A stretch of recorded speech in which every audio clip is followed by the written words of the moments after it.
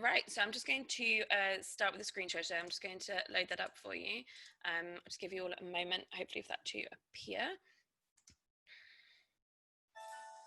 So I'm just going to look at Devon, who I've pinned to my screen. Hopefully you can all see the presentation that's in front of you. Great. So just before we begin, I'm just going to do a little introduction, a bit of a welcome, make sure we're all looking at the same things as well.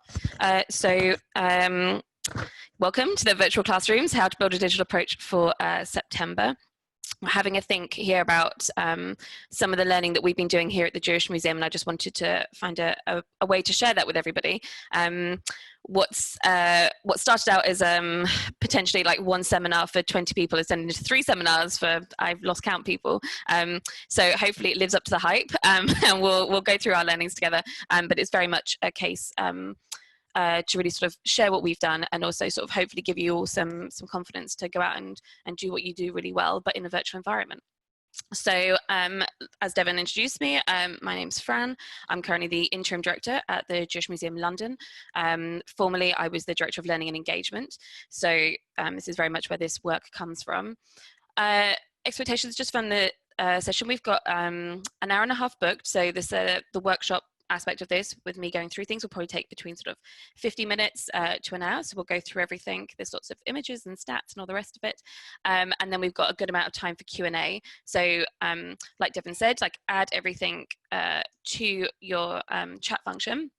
And then Devon's going to pull those out, and then we'll go through some of those all together at the end. But obviously I'm around if anybody wants to ask rogue questions as well, which I always enjoy.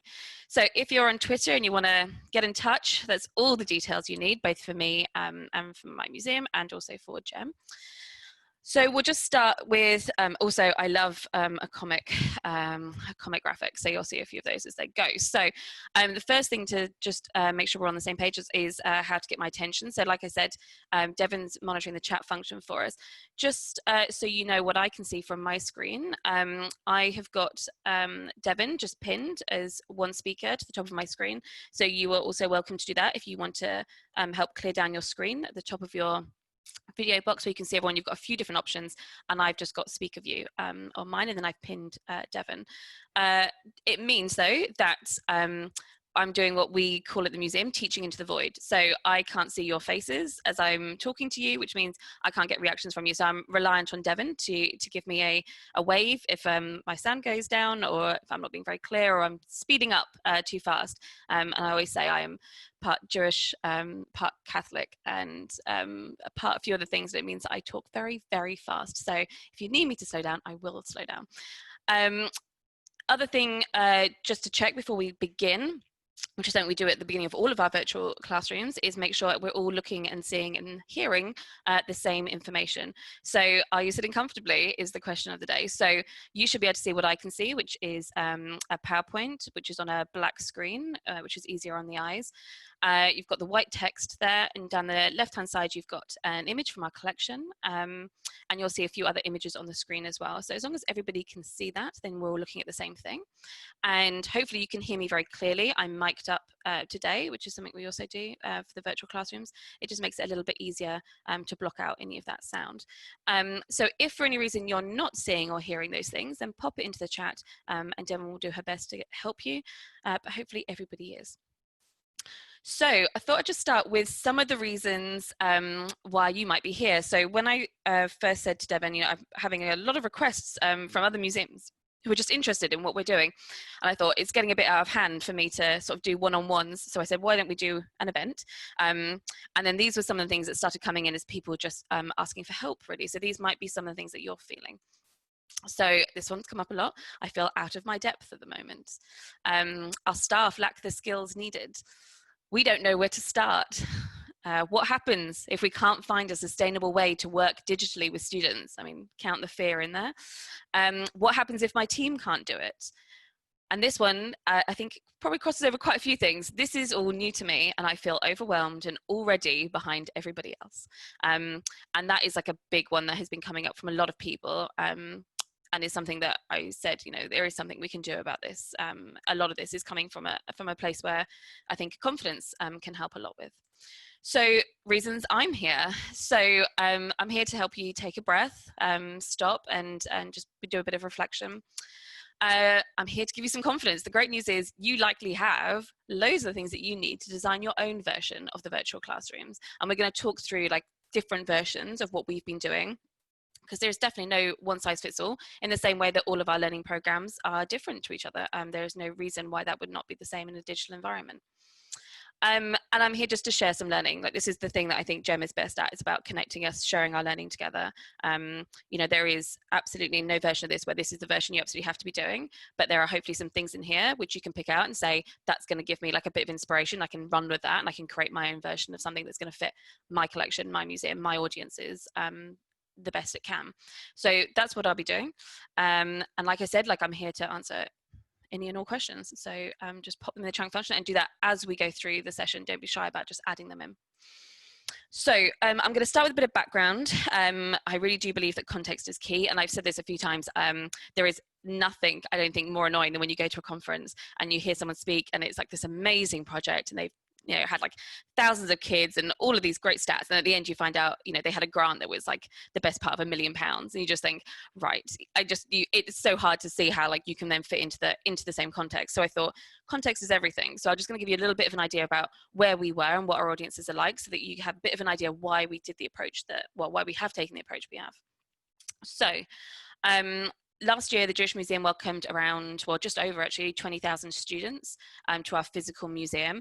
It was pretty much our busiest year ever. And my problem at the time was, how am I going to fit more kids in? Which of course is the irony of life at the moment. We also teach and talk about really complex subjects. So our main staple teaching subjects are religion, war, politics, racism, stereotyping, identity forming, grief and loss. Like, these are really complex subjects. I have a fantastic core teaching, like facilitating team who can handle subjects like that with young people and children, as well as adult programming.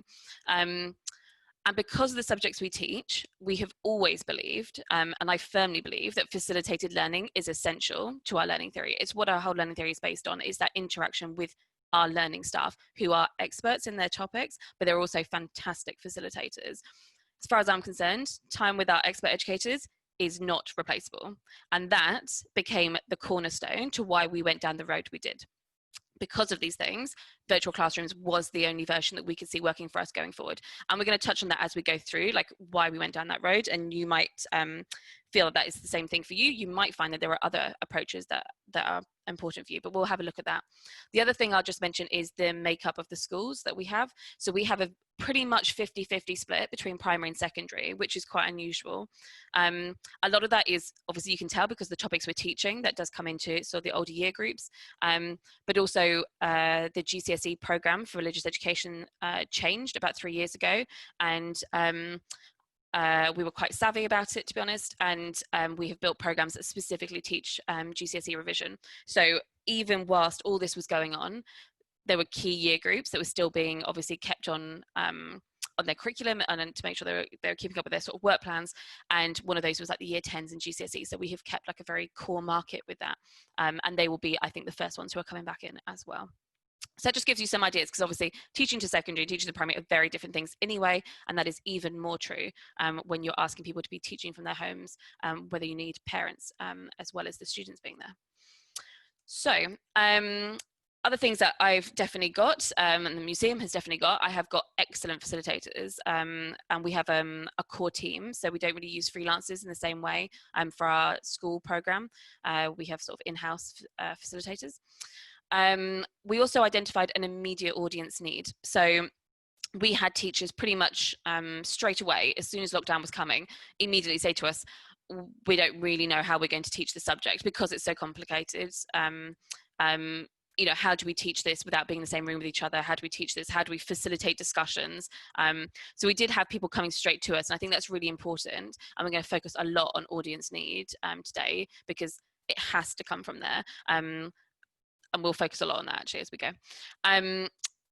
we also made a decision very early on that I was going to make it part of our core work permanently. So the virtual classrooms is now just one of the ways that you can have a learning session with the team. So it is as permanent as visiting the museum, as outreach. And that was very important for us to make that decision early on, because once I had decided it was going to be, it changes the level of investment. And I don't mean money, because we basically spent no money. I mean like the time we spent pulling it together, practicing it, and all these sort of things. And I think that's also something that's important for your own like planning to do. You know, if you think this is going to be something that's short term for 6 months, you will probably have a different approach than if you're thinking about this being a permanent aspect of your work. So that's really key, and we'll come back to these discussions a bit later on.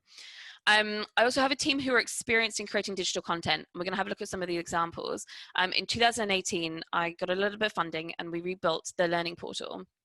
And it was rebuilt in such a way that the learning team update it ourselves. So we do all of the audio and video content, or the editing, or the recording, you name it. Everything you see on there is stuff that we do ourselves.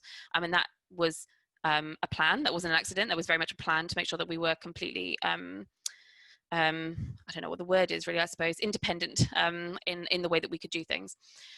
But I will say that no one in the team who's joined our team came from any sort of digital experience. All of that is stuff that we have taught ourselves, and we continue to teach ourselves. We have a very strong internal CPD program where we teach each other skills.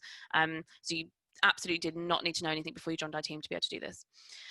We also set realistic expectations within ourselves, as in within the team. I'm going to touch on that a bit, because some of that has worked really well, and there's definitely some learnings I've taken away on that. But like being realistic about like what you think your measure of success is going to be is really, really key with this. We also, about a week before lockdown, starting looking around other countries. We're quite connected through some European networks, and they were obviously closing down much earlier than us. So we were pretty certain it was going to happen. So I started sending stuff home with objects from the loan boxes and from our handling collection about a week before, alongside laptops, alongside audio equipment, microphones, you name it. So our staff, when lockdown happened, were prepared. And that is key, because obviously it meant that we had things that we could turn around pretty fast. Is the speed okay, Devon? Hands up. Yep, good, great. So I'm just going to do a couple of case studies just to show you the sorts of things we're doing, just to give you an idea. So this is the learning portal. So we developed this a few years ago with a developer called 38 Digital, who I would highly recommend if you're starting to think about working and building up a new website. They I have a pet hate for anyone who speaks like other languages in the sense of like tech language and all the rest of it. 38 are just normal human beings who speak to you as if you're an educated, sensible person. So if you are looking to work with someone, I would recommend them. What we did with the learning portal was a bit unusual. So we knew we needed to redo our whole website. The website was very old, and we knew the whole thing needed changing, but we decided to start with learning. So the learning portal was the first part of the website we built. It was one of the most complex parts of the website, because we wanted this fully searchable, multi-format sort of asset hosting site. But also we had an audience who would immediately start using it with the schools. So it was a good testing ground. So we built the portal first, which is quite unusual. So the learning part came first, and then we built the rest of the website around it. So that was like an interesting approach for us. The site itself is, and you can see a little bit of example here, and I'll show you online in a second. It's multi-format assets is the long version of saying it has objects, audio, video, podcasts, you name it, different, any type of format that you can think of that you would want to create content, it hosts that type of content. And like I said, it's completely managed by the learning team. So we never have to go back to our website developer to put anything up online. All of that is done ourselves. So the team sketch out, say they're making a video, they sketch out exactly what that video is going to look like. They do all the planning for it, then they do all the professional filming of it, the recording of it. They then edit it down and load it up. So from start to finish, that's content that they create. And like I said, not one of them had done that before they joined the team. So it is absolutely not beyond the realm of all of us, seeing as we're all, I'm sure, in this room overqualified already for the work that we're doing. Like, you can absolutely learn this. So I'm just going to show you two short examples just to show you like what's on here, because this is what we basically started using for the virtual classrooms almost straight away. So I'm just going to show you what you should be seeing is the website. Yeah, I can see it come up on my second screen. So here you've got in the classroom is what we call it. So this just sits on our learning page. And from here, you can search down any type of resource by key stage and all the rest of it. So if I just bring up, I don't know, like all video resources, what it will do is it will just bring up and you'll be able to have a bit of an idea about the amount of content that's on here.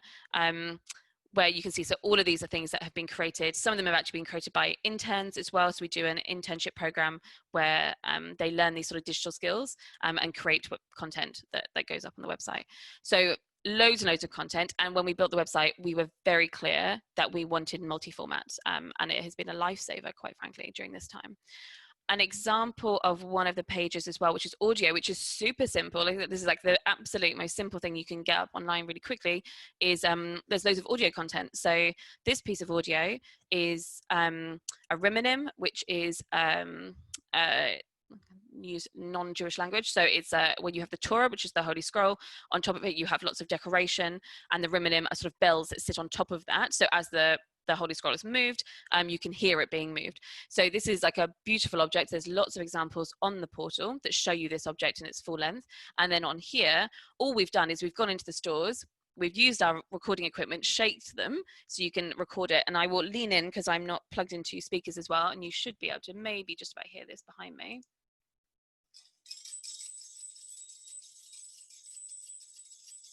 Just about in there. So what you've got is just like the sound of those rimonym. And I'm going to come back to like how we use that, because I think one of the things that we've been thinking a lot about is, can you do sensory learning if you're virtual? And like having this content, which is like video and like audio, has been absolutely key to our approach and being able to do that. That website link is on here, so when the slides come around, just like have a root round. You can see the sort of quality of the things that the team are creating with their sort of in-house skills. I'm just going to move to the next page. So the next case study I just wanted to quickly show you was our first approach into sort of making physical and digital sort of blended, I suppose, is like the word of the day now, isn't it? So this was our loan box project, which we started about the same sort of time as the loan box, the learning portal actually. So this was a project that we thought about sort of being beyond the museum walls. So basically we were maxed out on space, and also we were aware that traveling into the museum was harder for those who were further away. So we were looking about how to come into schools, which now obviously is like a really interesting and sort of a point we're going to have to think a lot more about. So we have a project which is about bringing these sort of loan boxes into schools, but we purposefully linked it back to digital. So again, like it's the core of what we are. I don't think time with our expert educators is replaceable, and therefore everything we do includes a link back to them. So we created a series of videos where you would have this sort of time like with an educator who would then tell you what's going to be in the loan boxes, give you a little bit of information, and I'll show you just a quick example of that. The other thing we did on the portal is we have a anonymous questions format. So any teacher, any student can go on to the learning portal and ask a learning officer a question, and we always get back to somebody. So you can literally ask us anything, which is what we call it, and then you can go back and forth. And again, it's about finding ways to break down that like divide between the distance and the geography of it. And there is no reason why, if you have a question, we can't help you find an answer to that question, even if it's not a simple yes/no answer. So I'm just going to show you very quickly, just because it's a little bit easier to see the learning boxes without me showing you. So I'm just going to show you 2 minutes of this. Don't worry if you can't hear the sound. It's I just said to Devon, one of the kids in our evaluations this week told me it sounded like Mario Kart, but Jewish, which actually, now that I've heard, I think is completely right. So I'll just play this, and it just gives you an idea for what's in the loan boxes and how it works with the digital format.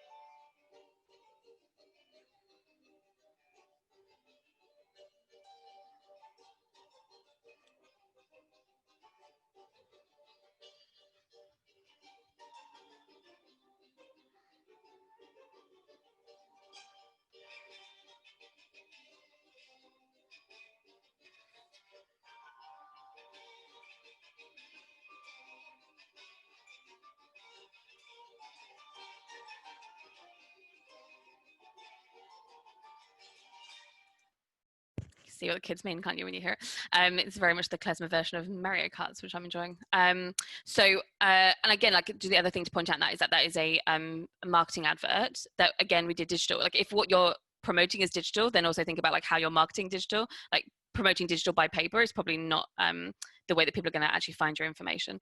So I'm just going to show you just the first 30 seconds of one of the videos as well, just to give you an idea for what those look like. So this is one of the videos the kids would watch alongside having the objects in their classroom.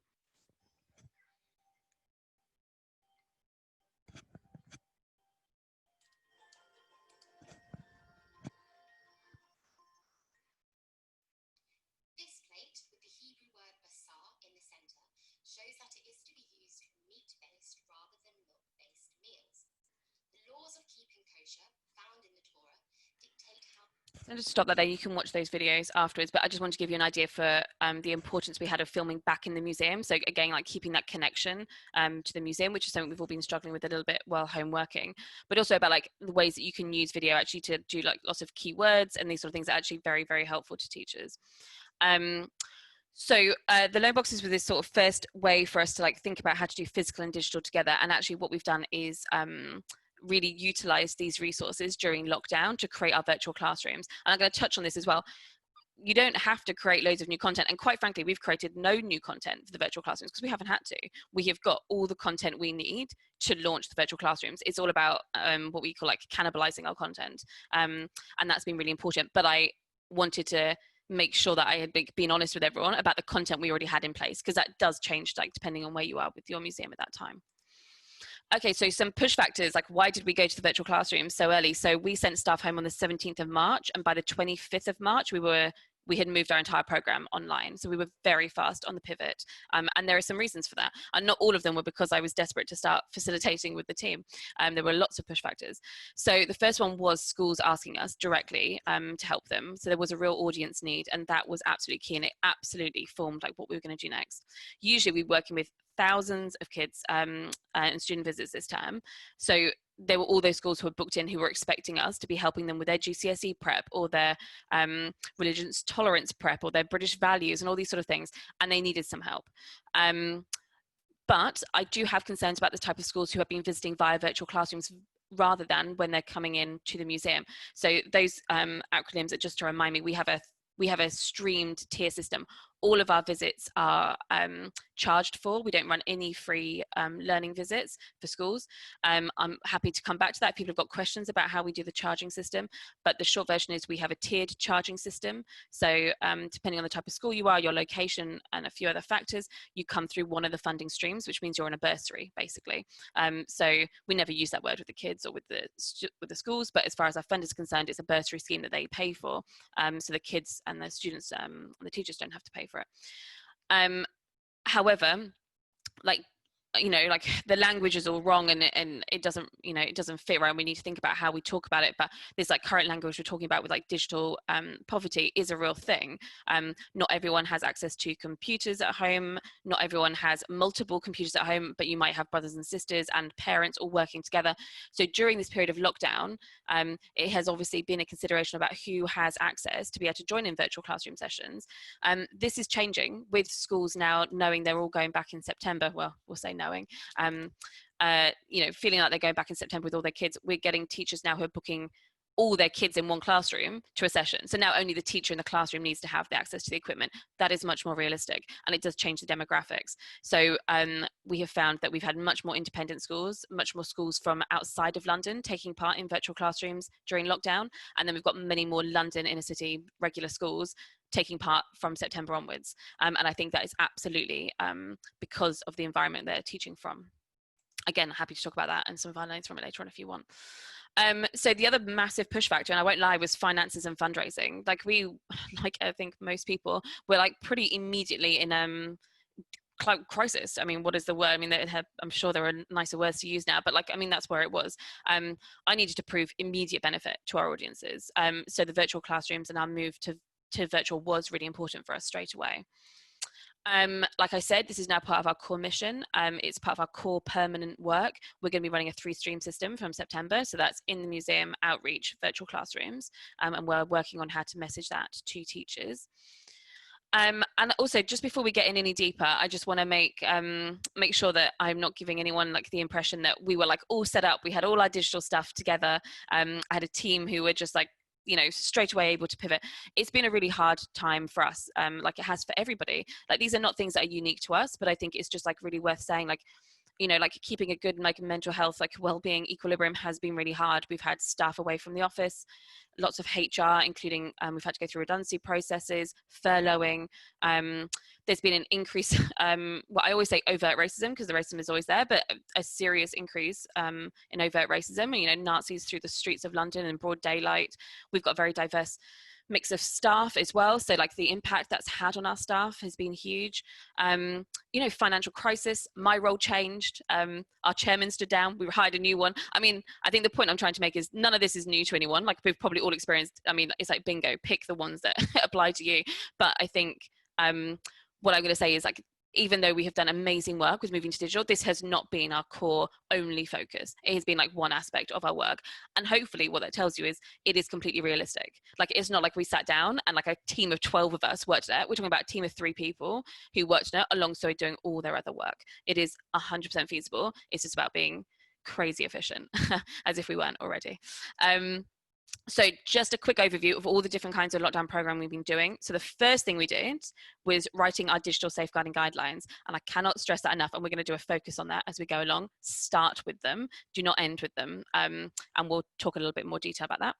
I set weekly themes to tie together all our programming. So my main concern right at the beginning was I knew I'd set this program up of doing different types of activities, so like live streaming, like free via like Zoom to Facebook. Then we were doing bookable events and all these sort of things. But I didn't want it to just be like this like enormous amount of material that just went out and didn't have like much of a feeling, a thread to it, I suppose. So we had a weekly theme and everybody's work factored around that. And actually it meant that lots of our work was shareable. So if somebody had done an object research based on a particular theme, say the theme was, oh, I don't know, family, picked that theme, did all the work around it, then what we could do is then share that across them. So if somebody was doing the digital activity pack for families, you could then also repurpose that content for the digital activity pack for volunteers.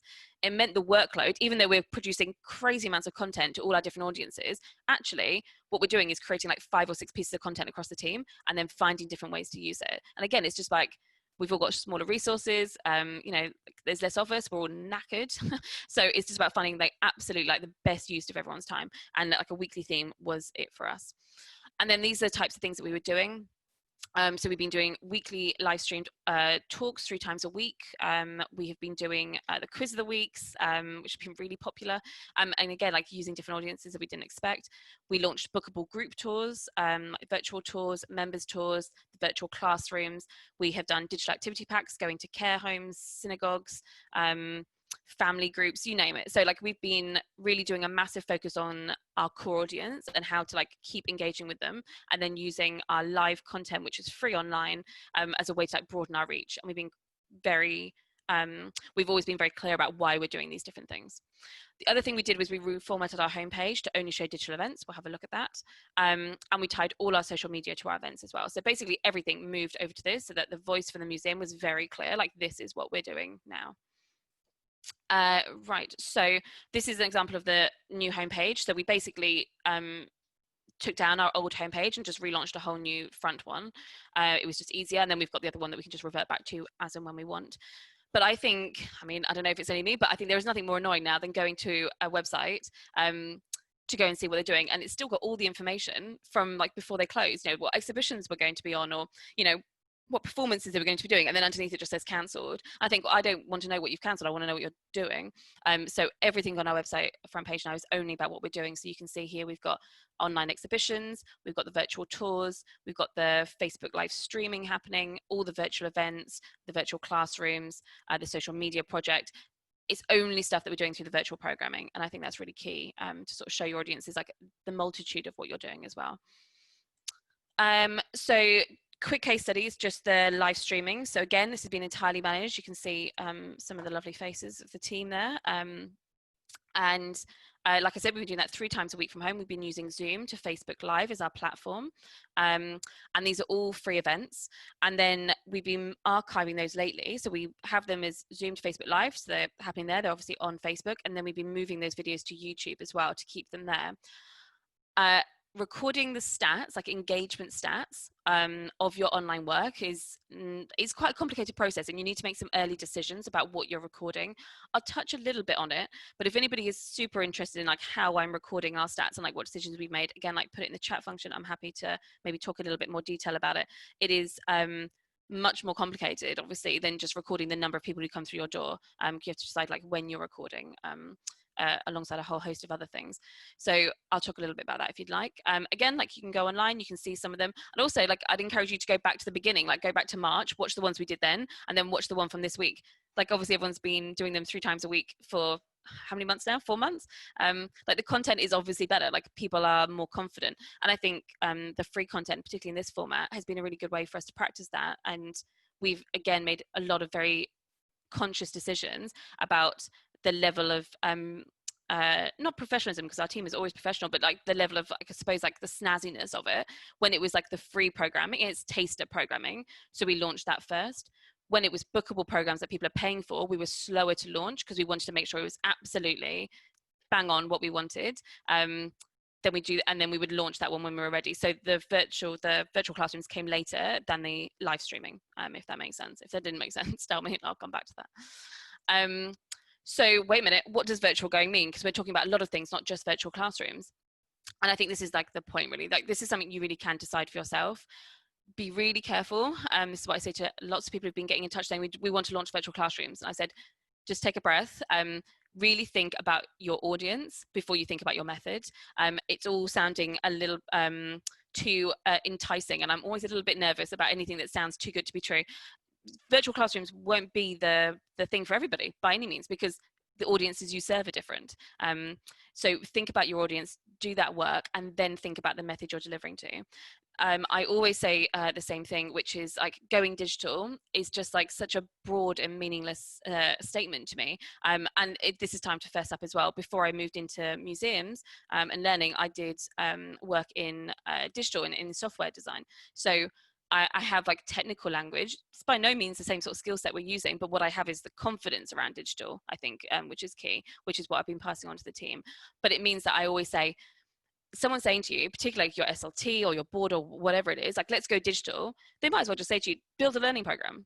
It's like, well, who are you serving? What are you here for? You know, launch an exhibition program. It's like, on what topic? On like, who would you like us to talk to? What would you like us to show? Going digital really is a tool. It's not a program. And I think that's really key to keep in mind. And it's about coming back like to all the things you all know. And it's, preaching to the choir, you know, your audiences, you know that everything is audience focused. Like, I think the fear factor or the pace of everything that's been happening has sort of pushed people into going digital with and potentially like losing that confidence to say, wait a minute, like, what are we doing it for? So expectation setting as virtual classrooms being the right approach for your audience, this is really, really key. Like, make sure you know the expectations of what you're doing before you go in too deep. Devin said to me as well, like, make sure it's a little bit inspirational. So I said, I'll put some stats in. These are a little bit out of date. In fact, they're about a month out of date now that I look at them. But it gives you an idea for like the program we've been doing. So our engagement program has reached just over 32,000 during lockdown at this point. It'll be higher, I suppose, now. But you can see like the difference between things. So things like our online teachers portal, we had like 180% jump on May or something ridiculous from last year. Like, teachers went looking for independent work content. So we changed all of that language to show independent learning. And therefore the numbers jumped very fast. Virtual classrooms are jumping up each month as we go forward, and September is much, much busier. But again, like, we have made a conscious decision that is a paid for program. So we have had more inquiries than have turned into bookings. I could have made a decision to make them all free, but my other part of my hat is saying, if I make everything free, we'll go bankrupt. You know, we have to be financially resilient. So really thinking about what programs are always going to be charged for is also important. And I was very cautious about how many museums immediately went to entirely free programming. And I did worry about how we're going to keep that resilient, like, going forward. so like I said, like we sent stuff home and we started delivering on the 25th of March, and we were very fast, but like expectation setting. So within the team, we were very honest with each other, and the team were very honest with me about like what we could do. But, you know, lessons I learned was like expectation setting with my board, and with other funders as well. You know, one of the first questions I had when I started reporting the stats was, can't we do more? You know, do we think this is successful? I mean, honestly, it could have broken my heart, like with all the work we were doing, and the huge amount of sort of positivity we were getting from the sector. But it was about expectation setting with my board. Like, is this what they consider success to be, and what measures? And I think that is absolutely key if you want to all feel successful about the programs you're running. So we're going to go through some steps about how we launch the virtual classrooms. And again, like obviously I'm sending the slides around, but feel free to take notes and things as we go. So what do we actually create? We wrote new workshop plans. And when I say new, we're going to have a look at that. We basically took what was best about our program, the workshops we did, and we reformatted them to work on virtual classrooms. We did not create entirely new workshops because we know what our audience enjoys. So we just replicated that across. We weren't creating a whole new learning program. And I think that's really important. So we had a scaled down version, 6 primary, 6 secondary, and we have 4 for Jewish schools because they're slightly off curriculum. And it's important for us that we serve them as well. We practice multi-platforms, and we'll come back to that. But that means the platform we're on, so we're on Zoom at the moment. We embedded sensory learning. We're going to have a talk about that, like how do you do sensory learning in a digital environment? It is absolutely possible, and we are creative people, so we can definitely think of ways. So first thing we did, identify audience need. Start here. It's 100% going to affect what and how you program. So just as like some ideas, like the fact that our work is both primary and secondary, we have a heavy secondary cohort that comes through the museum. This type of teaching, like seminar style, works much better for secondaries than it does for primaries. Like there's no way around it. So it changes how we design our workshops. For the secondaries, we can do programming like this. For the primaries, it has to be more intimate. It's a maximum of 30 kids in a session. So again, it changes the numbers you can book in. It changes the style that you're doing. So think about like the audience you're serving, because it will change what you do. And also think about the topics they need help with. We have, like I said, like pretty much carried forward all the things we were doing before.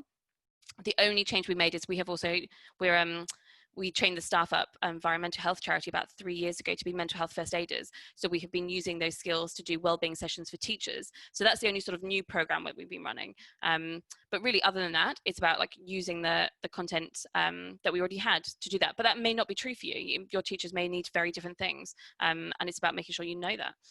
And then also like have that honest discussion at the beginning. Like, what do your teachers want? Do they actually want facilitated learning from you, or do they want resources for independent learning? And I think like doing that audience research first is so key, because if you don't know which one they want, and then you go down the road and you create the virtual classrooms, and then you find out that none of the schools in your area are allowed to use Zoom, and you've built your whole program around it, you know, you're going to be sad face, I think is the best word for that. So the next part is digital safeguarding guidelines.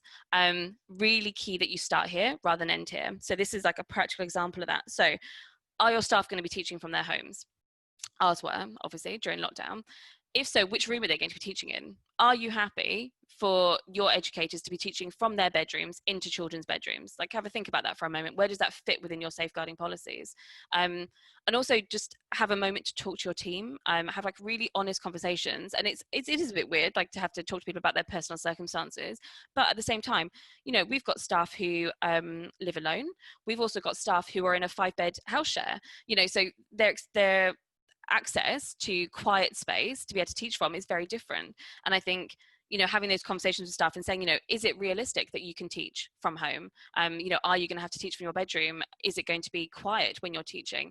Because, you know, if you live in a 5-bed house share and the only space that's yours is your bedroom, then that is a very real consideration to have to take into account. Also, the thing that we had to think about was a lot of the subjects we teach are very complex, you know, and thinking about people's mental health now, and then carrying on teaching those sort of subjects about grief and loss and separation. Is it right that we keep teaching those? We actually scaled back a lot of those workshops because I didn't think it was appropriate, quite frankly, neither for the students nor for us, while people were experiencing those things, to also be talking about them in a teaching environment. There's time to come back to that from September onwards, so we pulled back on those.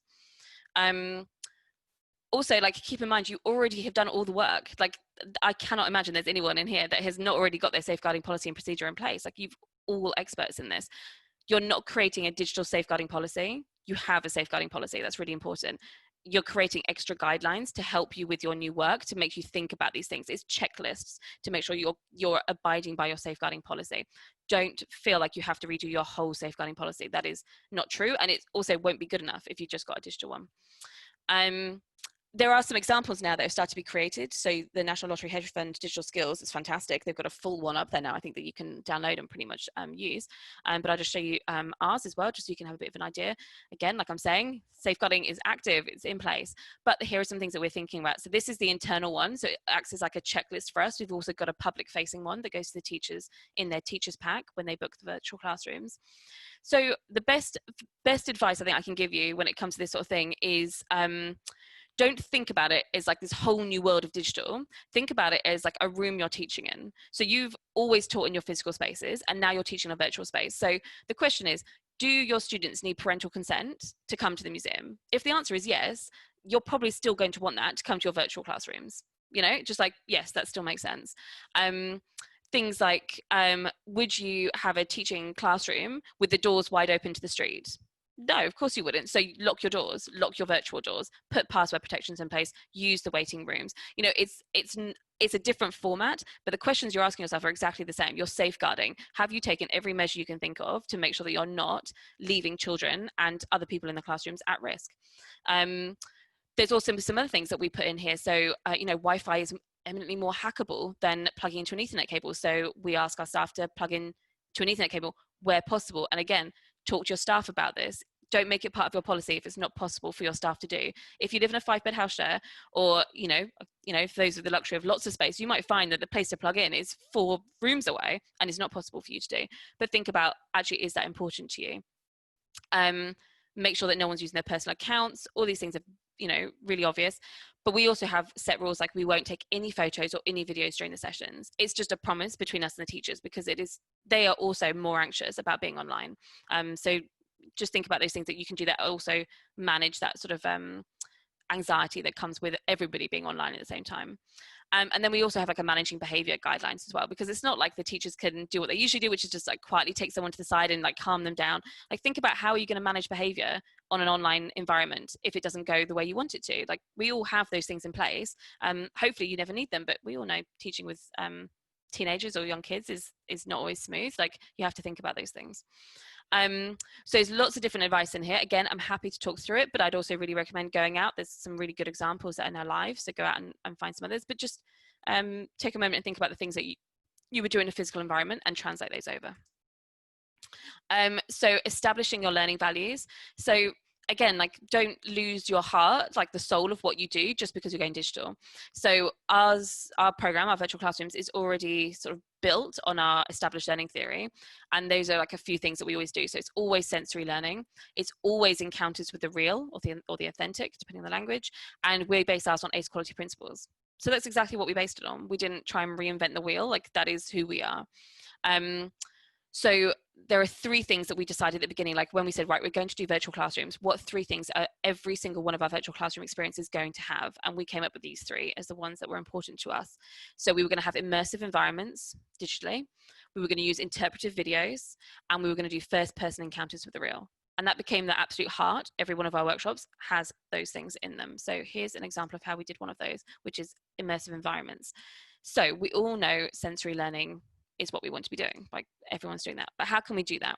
So thinking about breaking down these boundaries between physical and digital with sound as like the first sense. You know, just because we're in this sort of distant space and like this sort of virtual wall between us doesn't mean that we can't use our senses.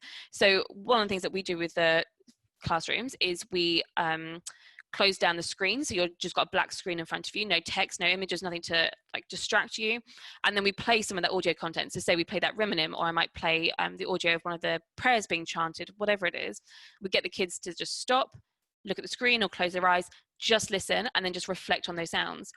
It's no different than being in a physical room and doing that with each other. It is absolutely possible. And it just takes that pressure away from constantly being like looking on screen, which I mean, we must all be knackered of. So just thinking about like how you can use those things. And again, like, we had this bank of resources that we could use with sound, but those things are very, very easy to pull together. And I suspect a lot of you already have like very good like oral testimony collections and things that you can cannibalize which is, you know, a great resource. Touch. So one of the ways we've got around touch is like, how can we do that virtually? But the truth is like, museums aren't the only places full of material culture. Like, our homes are full of material culture. So one of the things we do is, you know, if we're teaching a workshop and it's about, you know, sacred books and things, we ask the kids through the teacher's pack that goes out ahead, say to the teacher, like, ask them to collect a few things to bring with them to the workshop. And one of those is find the oldest book in your house and bring it with you. And then we can do this sort of thing where we can touch the paper. What does it feel like compared to a new book? We're doing all the things we're all really good at already, which is like object learning, touch-based learning, all these sort of things. Just because we're not handing out the objects doesn't mean they can't physically hold an object and tell you what it feels like, tell you what it sounds like. You're just using them in the same way as springboards, as touchstones into these sort of things. So just get them to collate these sort of materials to bring with them to the session. It also adds that level of excitement that you used to get when you were going on a visit. You know, it's about collecting these, getting things ready for a visit, which is really nice. Smell. Okay, we do the same sort of thing. We do a lot of food-based learning and smells because of all the festivals and things. So again, we do the same sort of thing, you know, find spices, like bring those with you. We can smell them together. Like, what does it remind you of? All the techniques that we all have already. Just thinking about like what people have got in their homes they can use. Same with taste. And then for sight, we've been doing visible thinking routines. So that is like slowed down learning. So we look at one object and we do a real focus on it. And we look at all the things we can notice, all the things we can see, rather than like rushing through.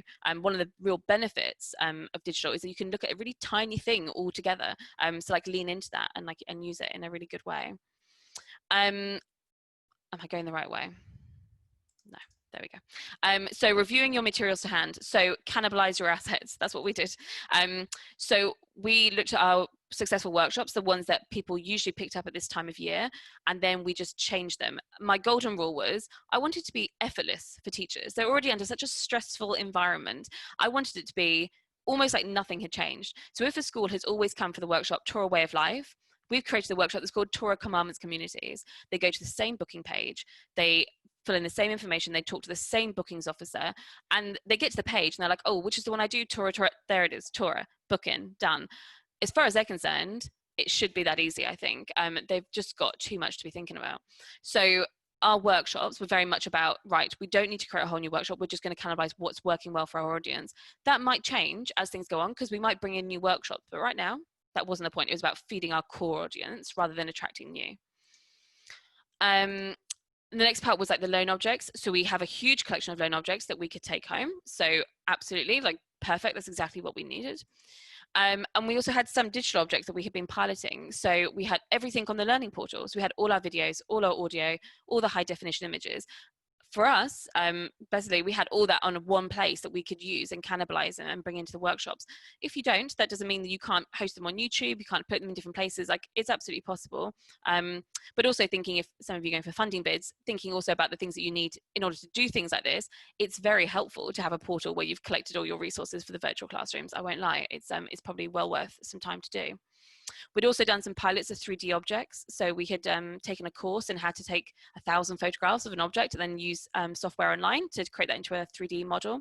It's really, you know, not that tricky. You can do it. You just need an enormous amount of patience. You can also pay other companies to do it. Museum in a Box have done a couple of ours, which are really, really good. But now we have a 3D of one of the objects that we use in the classroom. So we can put it on screen, we can turn it around, we can look into it in detail.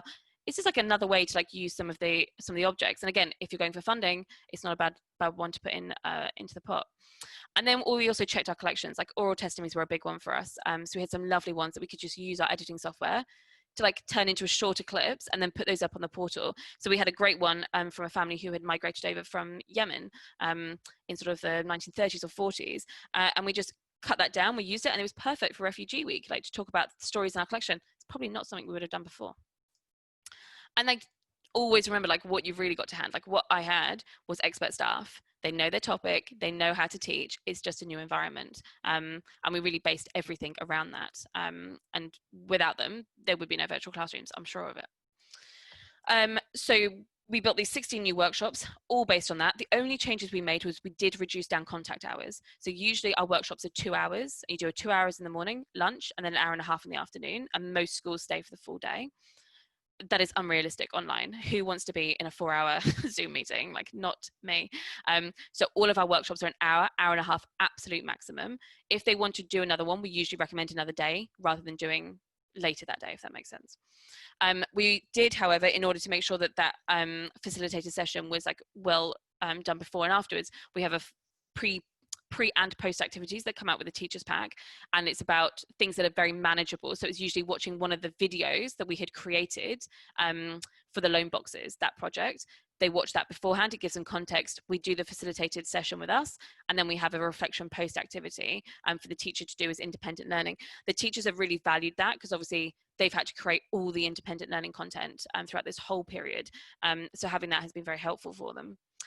I'd also really recommend setting a standard template for your consistency. Think about learning outcomes, timings. We don't do anything that's longer than a 15-20 minute chunk because it's enough, right? I'm sure you're all getting tired of hearing me now. 20 minutes is kind of like a maximum amount of time, and then swap activities. And then just link all your resources in your workshop plans. Like, you want it to be as flexible as possible. Like, tech doesn't always run smoothly, so make sure everyone has access to everything. And then work out your sign-off system. You know, we can't really watch each other in the same sort of way, so think about who's signing off and why and how. Here's an example of us practicing. Well, this is us signing off. So this was right at the beginning, back in March, when we were designing our workshops. So here you can see one of the members of the team has drafted up a workshop plan, and we've got like all the things we're going to be doing, and then you can see my notes down the side, sort of picking up things and thinking about how we're going to do this. I'll just focus on just the conclusion aspect as like an example of what doesn't translate well over to digital.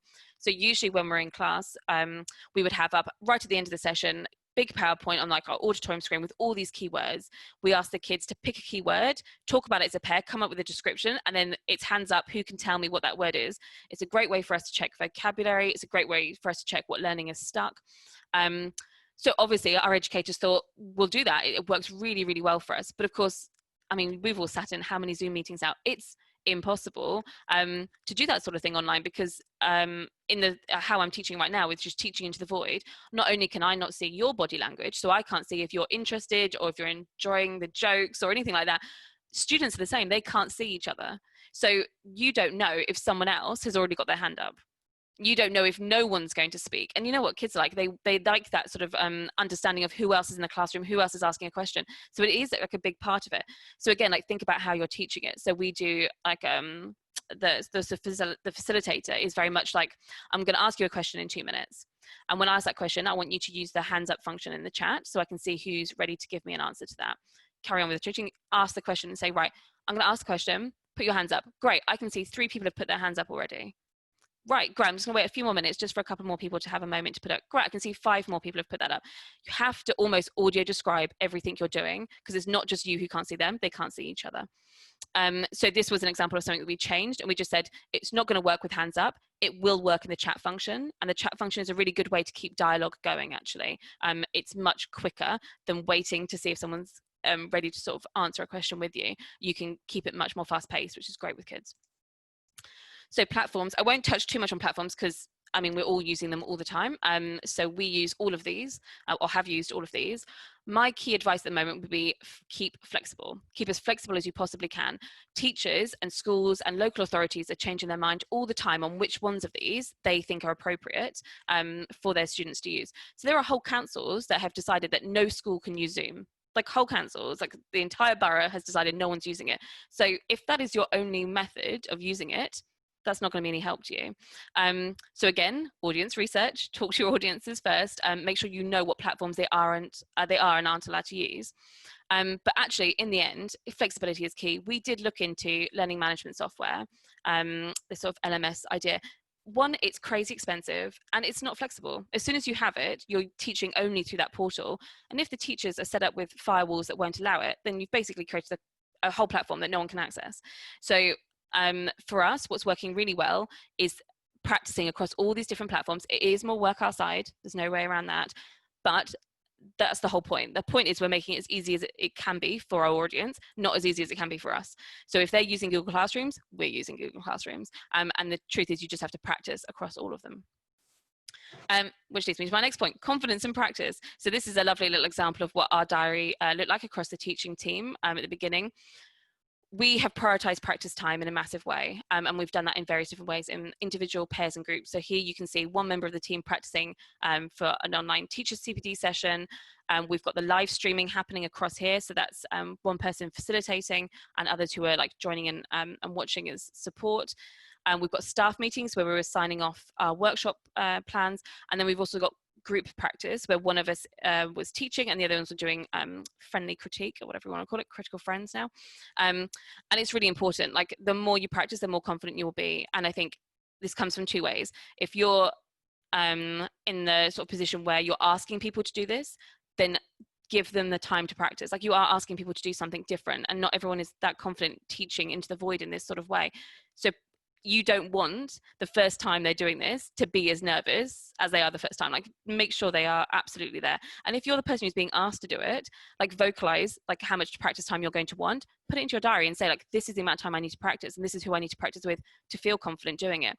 If you want the same level of evaluation that you get from your teachers you do when you're in class, then you need to give people the chance to be able to do this. It's not easy for everyone at the beginning at all. So marketing and strategy, everybody should know what this icon means. It's ask the audience. So here's some examples of what we asked our audiences that I thought might be helpful for you to see. So we've done like 2 different versions. Like, some of it has been like Survey Monkeys, Google Forms, that sort of thing.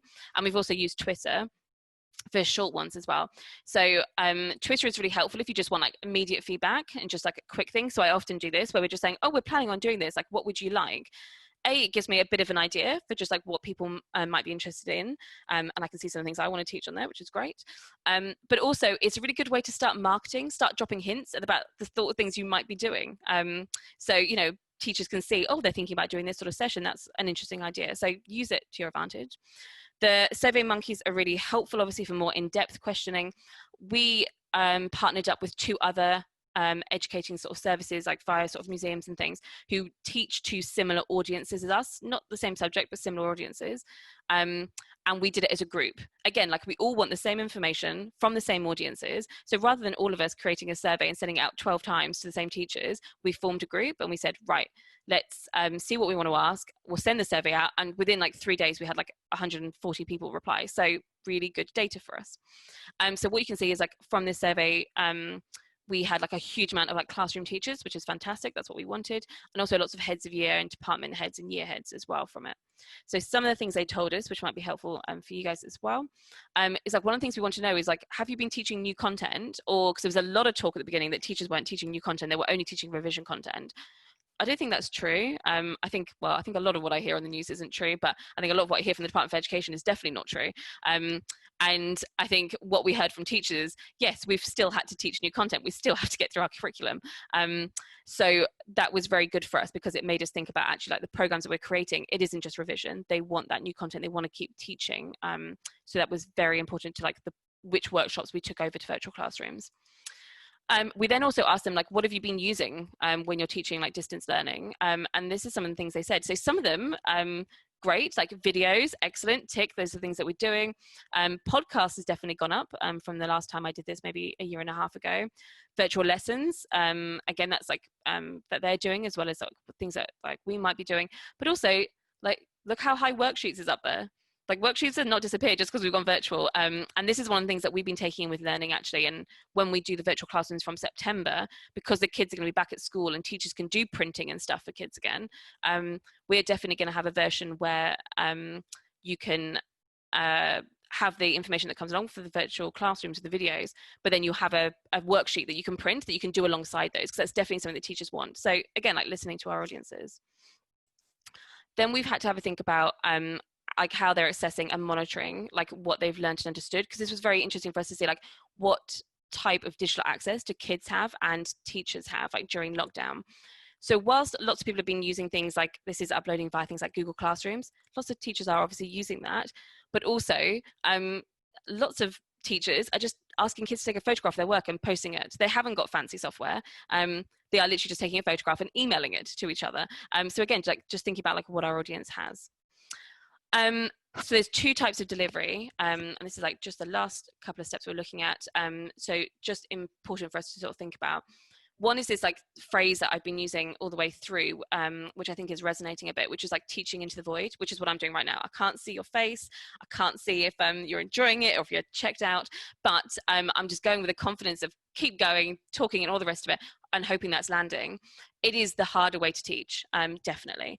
There are some ways you can do facilitated learning, because obviously you can use the chat functions, like functions. With the kids, we also use all the emojis and things. So if they're enjoying it, if they have a question, like use all of those. It does just give you a bit of a clue into how it's working. And then we have facilitated experiences. So that's our smaller projects. So like tours, workshops. So usually that's under 30, and it's usually under 15, to be honest. Where you can see each other. That's much more like the meetings we're all used to, I suppose. And you can obviously discuss via voice, and that works really well for primary sessions. It also works really well for our virtual tours. That's a much more sort of enjoyable environment. So teaching into the void, this is definitely the one that raises most anxiety. People ask me this all the time, like, how can learning staff who are used to reading the room, we're all expert educators, we know how to bounce off each other's energy, we know how to like see when someone's got a question but they're too afraid to ask it, like that's what learning staff are really good at. How can you do that when you can't even see people's faces? And it's not easy. I'm not going to pretend it is. There are some things you can do just to like reduce anxiety. So like just anything you can do to get out of your head. So like plug into your Ethernet cable. Don't rely on terrible wireless. The last thing you want is to be chucked out of your session halfway through. That is anxiety ridden. Think carefully about all your background, like the visual, the noise, like use all the techniques you use when you're doing like other types of filming, like don't wear stripes, don't wear loud jewelry to distract the kids. Set your expectations before the event, like send your teacher packs, tell your teachers, this is what's going to happen. You're going to come into the session first, and then you're going to have about 10 minutes just to go through things with us. Then you're going to have a waiting room. We're going to allow the kids in, and there's going to be a register. You need to check that everyone who's in the class is there and that there's nobody who shouldn't be there. Then we're going to start the session. The session's going to last X amount of time. Go through all of it with them, with teachers packs, so that there isn't this anxiety of like, what's it going to be like when we get there? You want them to feel as confident as when they walk into your museum.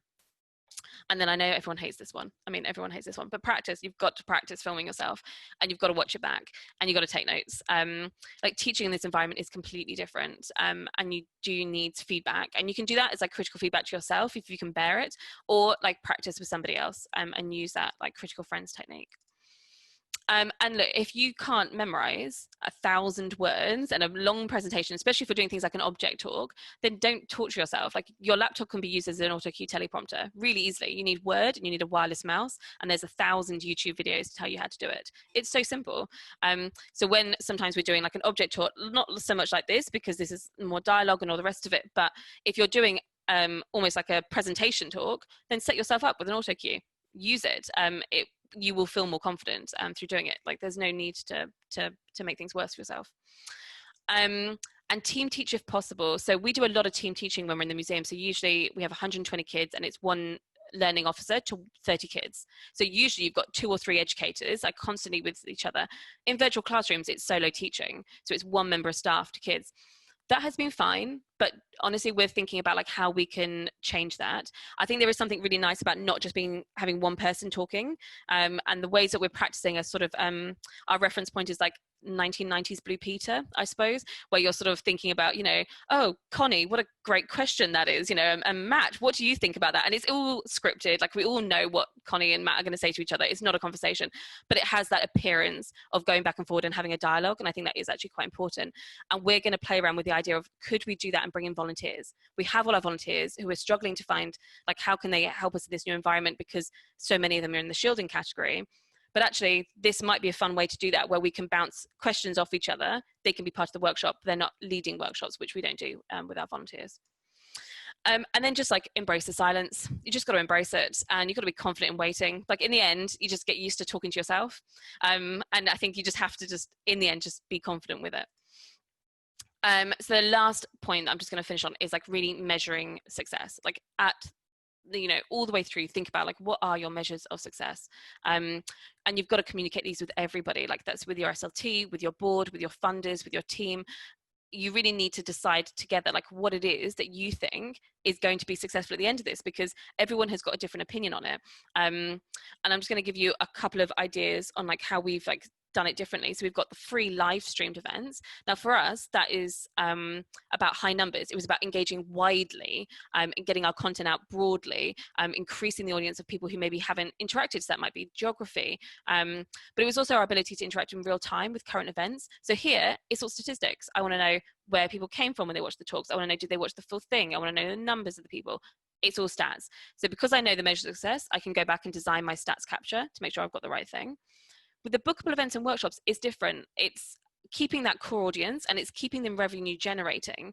So it's not so much about high numbers. Like I don't want 1,000 kids going through the program. What I want is the schools who have always engaged, continuing to engage with us. I don't want to lose, like everyone has, like we've all built years of relationships with our teachers in our schools. They are our core audience. My measure of success is I want to get to this time next year and feel like all of those audiences continue to engage. I didn't lose them along the way. It's not about going out and finding 30 new schools, 300 new schools. Like that's not the aim. It's serving our audience in that core way. So here, commentary is key. You know, I really want to know, like, did they enjoy it? Would they book again? Like, is it actually helpful to them in this new environment? Rather than 600 kids, 600 that. It's not really what we're measuring.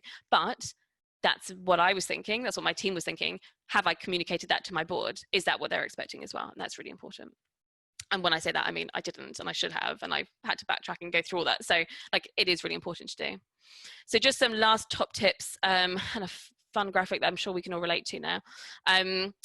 Get your digital safeguarding in place. Do it at the beginning. It will change what you can offer. I absolutely believe that. Check your audience need. That's going to affect what digital medium you use. Going digital is not a thing. Digital is just a room you're teaching in. So think about like who you're serving and why you're serving them digitally, and then you'll have a think about the method you can use. Decide if what you're creating is short or long term. Again, this is going to massively affect like the time and potentially money that you invest, but definitely your time and resource. Everyone is pretty strung out, and I think like thinking about where you want to invest your time is really important right now.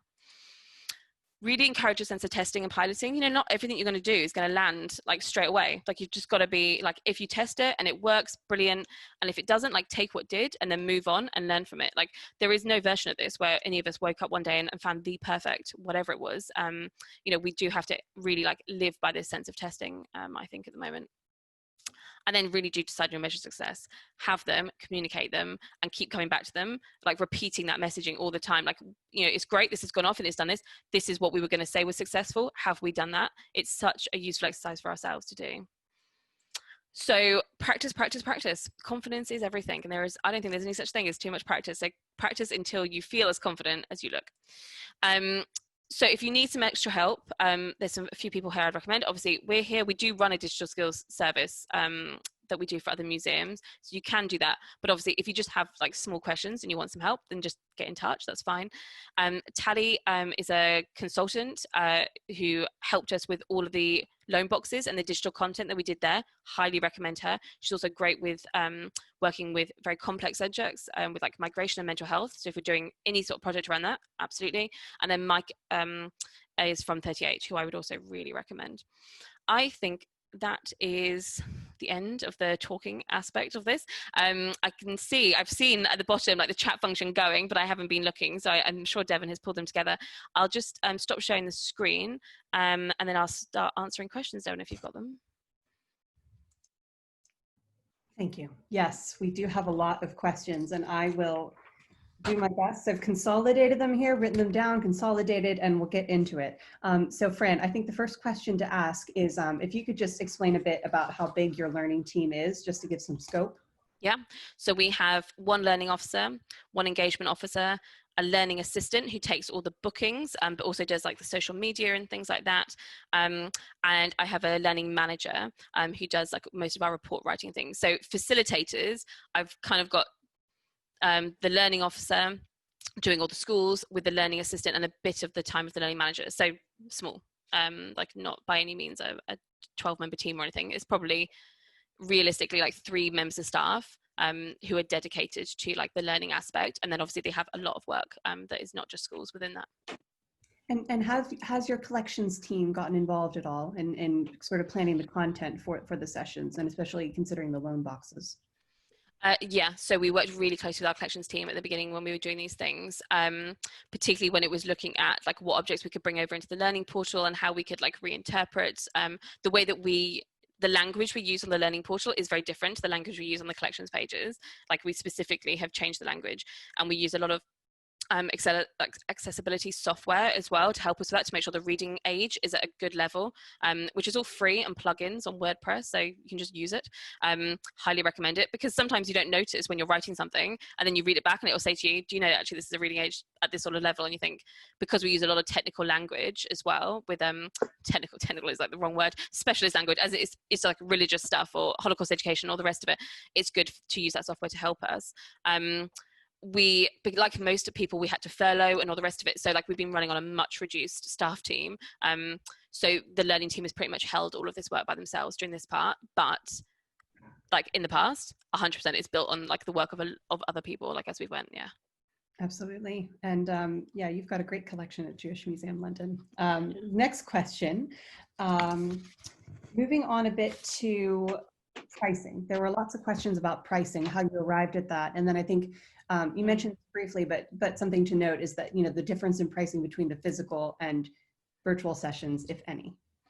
Yeah, this is a really good question. So this is something we thought about a lot. So like I said, like we have a charge for system for all school visits. So you come anywhere between, if you're on a full bursary screen, then it's £1 per student per workshop, right through to, if you're just paying and there's no bursary, £3.75 per student per workshop. So anywhere between there, and depending on the stream you're on, you pay that amount. I thought really hard about what we were going to do with charges going forward, because this is part of our core offer as well. I had to make sure it was resilient. Like it couldn't just be for lockdown. I had to have an offer that we were happy to carry on like going forward. So I made a decision pretty much straight away that we were going to have the same charge regardless of what the offer is. So it doesn't matter if you're coming for a visit to the museum, if you're having an outreach with us coming out, or if you're booking the virtual classrooms, it is exactly the same price. There is no difference. And I've made that decision for a few reasons. One is thinking back to like why teachers want to book the events. They're booking the virtual class because they want that contact time with an expert educator. They want to talk about subjects they're not able or confident to teach about in school, and they want that like authenticity of objects and that connection. Those things haven't changed. They get them if they're in the museum, and they get them if they're online. So as far as I'm concerned, like what we're providing is exactly the same. It's just a different room we're teaching in, and I'm really clear about that with the teachers. It did mean that we launched the virtual classrooms later than the other programming, because I wanted to make sure it was absolutely the same standard as when they come into the museum, and that was really important. But no, I think having the confidence in like what you're selling is still as good as when it was in the museum and when you're on outreach and when you're virtual is really key. So the other thing that's given me the flexibility to do is because maybe I'm like, I don't know, I consider myself a positive person, but at the same time, I think like trying to be realistic about what the next year is going to look like. We're assuming there's going to be some sort of local lockdowns, some sort of rolling lockdowns. I think there's going to be a lot of hesitation with teachers for booking, because they don't know if they're actually going to be able to come out in, say, January. So usually we book up 4 months in advance, fully booked. I really don't think that's going to happen at all. I think teachers are going to be booking like a week ahead, 2 weeks ahead, like maximum. You know, they're just not wanting to like lock themselves into anything. So for us, having the same charge across all different things means that, say the school books in to visit the museum, and we're booked in, and they book in advance, and I say, great, you've paid your fee because you pay in advance, you've got that. A week before their visit, we go into lockdown and they can't visit the museum. We say, well, that's fine, you're paid up, you've got your workshop, we just transfer it over. So we can transfer it to us coming to you if that's still possible, or we can transfer it over to virtual classrooms. It means we can run a system which we're going to probably put under like the title of like book with confidence. Like it doesn't matter if you lock down, it doesn't matter if you change, you will still get what you wanted, which is expert time with our educators, teaching your topic, filling your curriculum. It's just a different place we're teaching in, and that has been like a really core part of our system behind like how we're going to be like advertising it, marketing it, and also making sure it's financially resilient. I think obviously if you don't charge now for your school sessions, the problem you've got isn't so much like, shall I charge for digital? The problem you've got is the problem you've always had, which is, should I be charging for school sessions? Will they pay? Like, how much do we charge? The fact that you've gone digital is sort of not important in the scheme of things. It's about like all that messaging you would have to do to convince them to pay for the services you've previously done for free. will still stand. Like, you'll have to do all of that work. So I think my advice is, don't sell yourself short. Like, just because you're doing it online doesn't mean like your time, your expertise aren't valued. So if you charge for your services, like, continue to charge. Excellent. Thank you, Fran. I know that is a burning question for a lot of us about pricing. The next question I have is just about something that was on one of the slides, just a bit of clarity around that. Let me see here if I can share. So you could see here on this screen, asking about concerns I have about this type of schools, and then what do these letters mean? Oh, sorry. So these are the bursary schemes. So I've got Reaching the Regions, that's full price paying. London Links is through a Department for Education funded program. Museums and Schools, that's the Museums and Schools group, who I know are here today. So that's what we call it, London Links.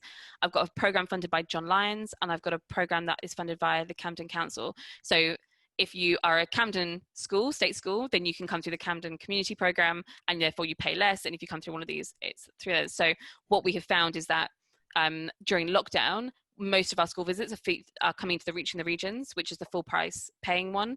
But next term, we're seeing much more of the London Links, John Lyons, Camden Community ones booking in. And from the light touch talking we've done to teachers, it's because once the kids are back in the classroom, for those types of schools, it's much easier because they know they have the tech they need to be able to do this, whereas they're not confident that all the kids have the tech they need in their own homes to be able to do that. So we've definitely seen a shift between them. And then jumping off of that, Fran, have you had bookings for September? A couple of people were asking. Yeah, so we've taken, and actually, I mean, like, live to be surprised, we're taking bookings for in the museum visits, even though we haven't actually I haven't even got a plan for reopening the museum currently. I'm still working on it, but they want to book. So at the moment, we're taking pencil bookings in the sense of, yes, I'll let you hold the date, but like, we're not promising that what the plan will be yet. But I suspect we will be open to school visits from sort of October time, like in the museum. That's the half plan in my mind. But we're taking bookings for that. We're taking bookings for outreach, which again, we're having to talk to the team about. We've got a very open discussion this afternoon, talking to our team about how confident they feel walking into a school, and how we feel about that.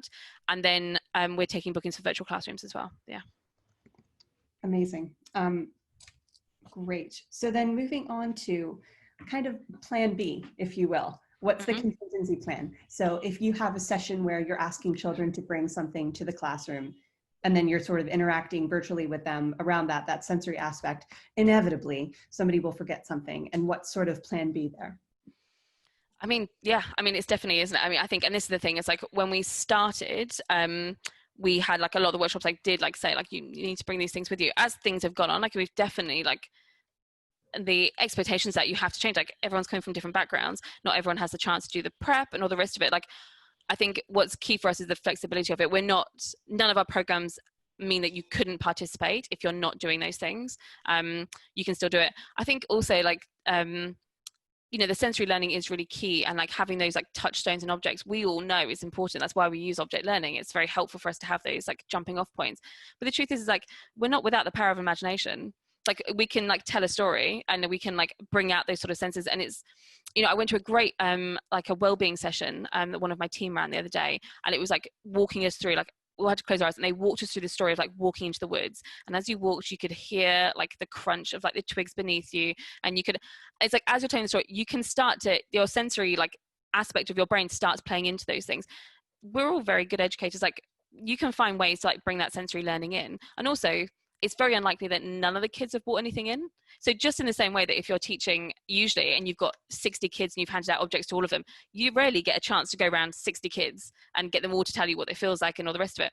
But you can ask the ones who have to tell you and to describe it to the others and to tell that sort of story. I think it's just about being flexible as you can with it. And I think just make sure that the things that we've asked people to bring with them are like things that, you know, we're pretty confident that everyone's going to have. You know, it is nothing so specific as saying a certain type of material or a certain type of object. It's just like, find something in your house that has a smell that you like.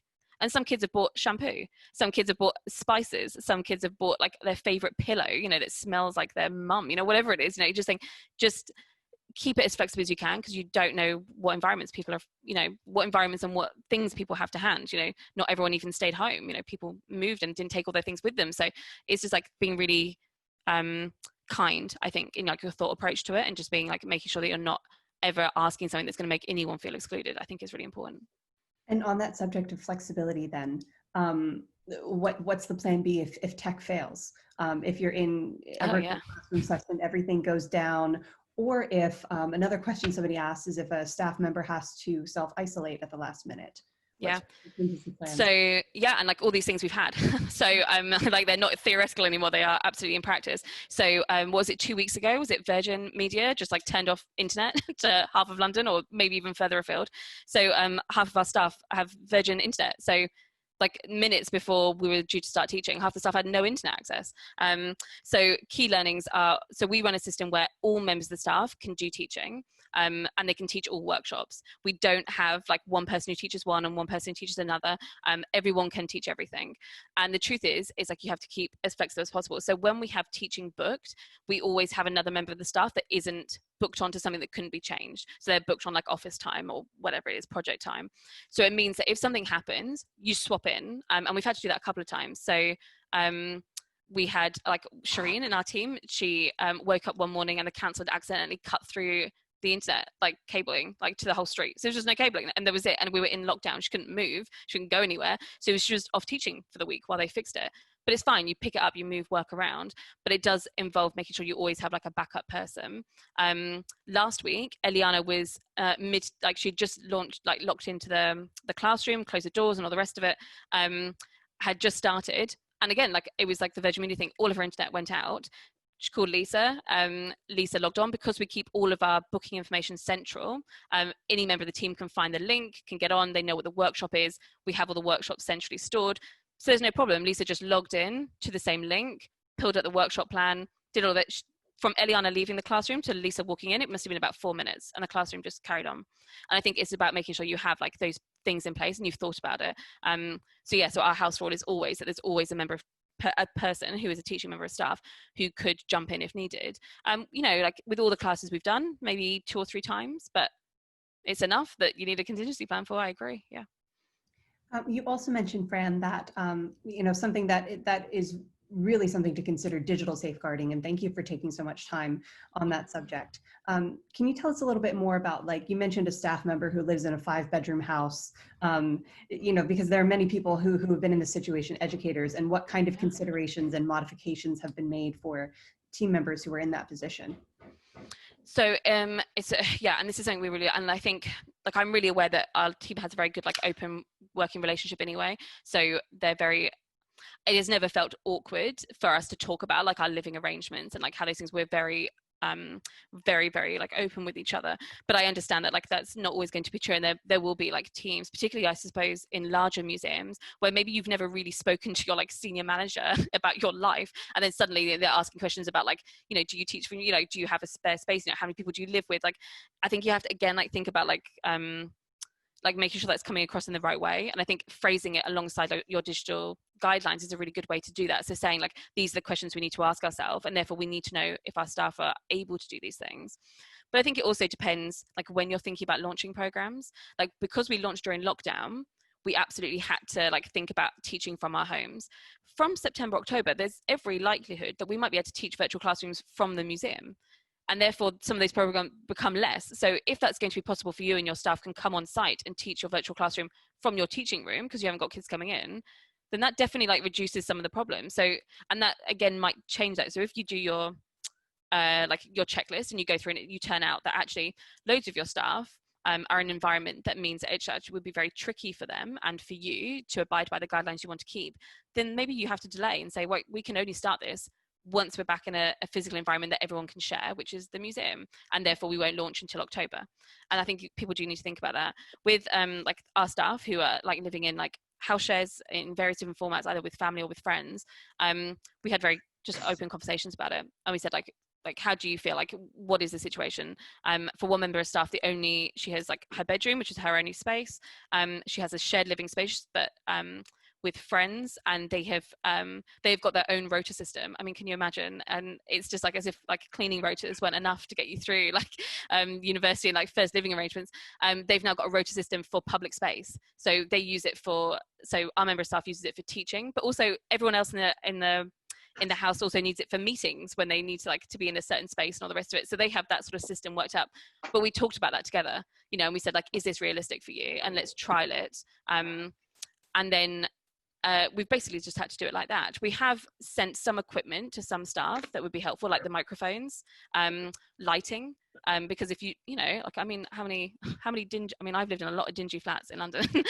Like good lighting is like not something that exists if you live in like, you know, an ex-council flat sort of building block, you know, with only one window and it's continuously dark outside. So, you know, thinking about like things you can do to create the environment you want as well. You can use virtual backgrounds, like we have tried those. They can be a bit sort of underwater sort of feeling, so we don't tend to use them so much. They also use a lot of bandwidth again, so like it doesn't always work well for our educators, so we don't tend to use them. But I've seen places where it works really well. So it is also another option. If you get to a point where it would stop you from doing something, then like have a look at what those other options are, and the virtual backgrounds can be another option for you. Lots of schools also already have a prereq that the teachers can't see the kids in their rooms.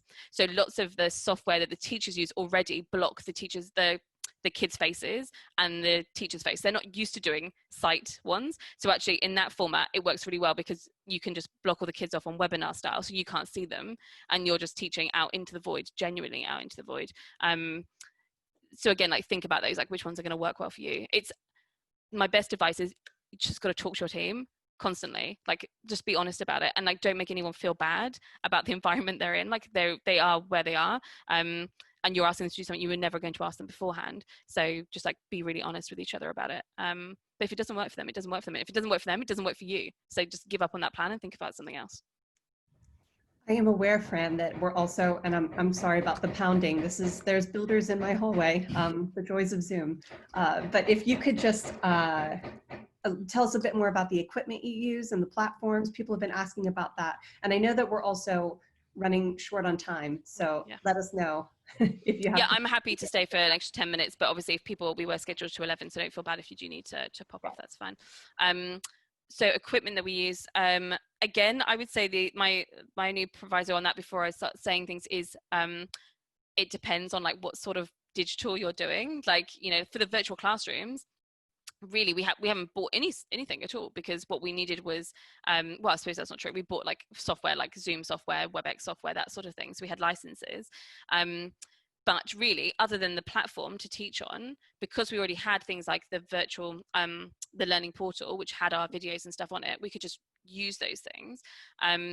But things like if you're going to the beginning, like say we're going back 2 years and we were creating the content and creating the videos and the audio equipment, I think I probably spent about £2,000 on the equipment we bought. So we bought like a really good like camera. But again, like, and I think this is the thing I always say to people, like when they're like, people have asked me this question a lot because they want to like put in for funding bids. They're like, how much should I budget for a camera? Like £10,000. I'm like, well, I don't know. You're making a Cinemax Hollywood movie. I'm like, you know, it is still us. Like we're not, you know, like we don't have to like go full blown, you know, full costumed, all the rest of it. You know, think about what you need. So you can see, if you go to the portal, you can see the sorts of films we're creating. But that's all done on like equipment that costs like less than £2,000. So we have a camera that's specifically for taking still shots. We have a camera that's for video. We have an external, like a boom mic, which is the long mic, which you can hover over someone if they're speaking. We also have like more like traditional mics, like for podcasting, that sort of thing. Then we have the equipment that goes with that. So there's sort of a recorder, I suppose, is the best sort of non-technical language to use, which collects all that audio content. So what you have in a very simple way is you collect your video through your camera and you collect your audio through the audio equipment. And then you buy yourself some video editing software, which you then load both of them onto, and they come on as separate tracks, and then you can edit those down. So the first thing you have to do is sync them together, which is where the clapping comes from with your take one, take two, because you need a moment in time that is both your visual and your audio that syncs up, so you can go, right, that's the point where they're together, and then everything just syncs up automatically from there for you. And then it's just a case of just like learning the editing software. We bought editing software that probably cost about, I don't know, maybe £300 or so.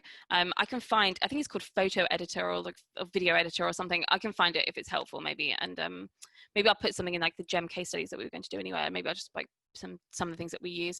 But I mean, there's loads of different software. All of it is, you know, pretty similar at the end of the day. I mean, again, unless you're planning on like, you know, really making, you know, like a gone with the Windesk like sort of film, I think like, you know, the video editing software that exists at that price range is absolutely perfect. You don't want something so complicated it takes your team 3 months to learn how to use it, is the other thing. You know, like really think about like what you're using it for. Like you're probably going to use the most basic functions. You want to cut it, you want to edit it, you want to put in introductions, you want to put in overlay music, and that's it. We bought the software, none of us had ever used it before, and we watched the YouTube videos. I learned it first and then I taught it to the team, and we've been using it for 2 years since then. So I think have some confidence. Like I always say to my team when they look at it and they look terrified when they first look at it, I just think, remember there are 12-year-old kids in their bedrooms learning this. Like it is not beyond the wit of us. Like all of us are like crazy overeducated. We are able to learn that software. It's absolutely possible. You're a very good confidence booster as well. I think there's like a lot of I think like across the sector, like we're really easy to like put ourselves down with this, and I think like this has been like a really good example of people just being like, it's just impossible, like how can we move everything on? I'm just thinking it's not, it's absolutely not, like it's completely possible. And not only is it possible, it's necessary. Like we've just got to trial it. And I think just have the attitude of like, trial it. You know, like there's loads of free software for digital like video editing. Like before you go out and spend a whole host of money, download a free one, try it out, see what it's like. It's really honestly, I promise you, it's not beyond you. It definitely isn't. Yeah. Amazing. So we do have a couple more questions, Brandon. Again, I don't know how much time we have. We might be able to address some of them in the follow-up email that we send around. Yeah. Just so we're not leaving completely out any questions. But maybe the last one, which I think is very important, is about accessibility and just making sure that all of the content, whether it's captions, transcripts, but is able to be you know, engaged with by all. Yeah, and this has been tricky. I'm not gonna lie, it is tricky. And the reason it's been tricky for us is because we're reliant on a lot of the software. So Zoom has no function for closed captioning yet. So it doesn't exist. Like what can we, like it is very hard for us to do that. Microsoft Teams has a beta version that's out now. So when we're on Teams, you can have live closed captioning. So when I'm teaching on Teams, it's much easier. It just speaks, you know, it carries on below you with that sort of language. That's a great help. I think things like I was saying earlier on, like the audio description technique of like constantly like reassuring, like how I started as well, like making sure everyone can see what you can see, like just describe everything constantly. When you open up an image, describe it as well, like in detail, so everyone can have that sort of similar like shared experience of things. Use the accessibility like plugins on the websites where you can, like it's all free. So I mean, there's so much of that content that just exists. With like things like the object streaming that we do, that then goes to like YouTube, everything is closed captions before it goes to YouTube. So we spend time subtitling all of that. I mean, it takes time and you've got to factor it in. And the truth is, if you really want it to be accessible, then you have to factor in the time to do it. It is obviously quicker just to launch things without it. It's like there's no way around it, which is why loads of people do it. But if you want to prioritize it, then you just have to also factor in the time that our staff aren't just researching the talk, then giving the talk live. On top of that, they then need an hour and a half after they've given the talk to close caption it before moving it to YouTube. So every half an hour thing can take 4 hours, 5 hours, and you have to like realistically put aside the time to do that. It's something we're still looking into though. So Emma, who's our engagement officer, is sort of our like lead with all things about not just accessibility but like inclusivity as well, and like making sure that the language we're using is always like what we would want to be using. I think the truth is, again, it's like being like critical friends to each other. Like it's not all perfect. Like I wouldn't say it is, but and some of the things we're playing around with now is we usually do events that are BSL interpreted, and like can we start doing that as well, like via like the virtual classrooms, and working out how to do that with tours and things. And we absolutely can, because we have good relationships with interpreters that we've always used. So I think it is absolutely possible, but it's about making the time to do it. And I think like if I'm like self-reflecting, I mean, like I said, like the last 3 months has been like, I don't even know what the word is for the last like 3-4 months. I felt deranged for about 90% of it. And I think we haven't had like the time to do everything I would want to the standard we want to do it. And I think we have done good things with accessibility, but like there are things that we used to do when we were in the physical museum that we could be doing better online. I 100% believe that. I think that is a good place to maybe pause and stop, Fran. And if you're okay with it, we can either answer the remaining questions via video, which might be kind of fun to hear your little chat, or we can do an email. But I just want to say like a huge, huge thank you to Fran. She has done 3 of these sessions so far, all just as brilliant as this one. And thank you again, really, for sharing all of your experience and knowledge. You know, at GEM, we connect and work together is our new strapline. So I think this really perfectly encapsulates that. So cheers. Thank you again, Fran. No, you're really welcome, and good luck. Can't wait to see what everyone does like come September. So yeah, keep in touch. Show me what you're doing. Yes, tweet us, Yeah, and get in touch if there are any follow-up questions, and we'll send around the materials soon. Yeah, and you've all got everything now, all of our contact details. So yeah, exactly. Brilliant. Thank you, Bye. everybody. Have a great day.